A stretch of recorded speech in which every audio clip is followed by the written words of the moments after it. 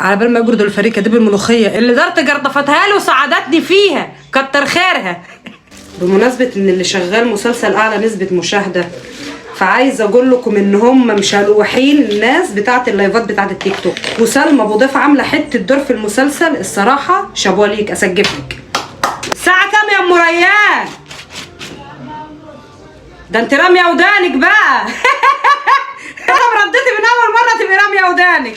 وليلى احمد زاهر يا جدعان عامله دور البت الصفرا عادل ما متمنياش الخير لاختها، واختها عامله الدور بتاع اللي هو يا جدعان الشهره مش هتيجي بالعافيه والله، ده هو قبول من عند ربنا. نسمه الكاريزما هاريه نفسها فيديوهات عشان حتى تتشاف، واول ما عملت لاختها شيماو عملت معاها فيديو بالصدفه، البت اتعرفت واتحبت عشان كاريزما.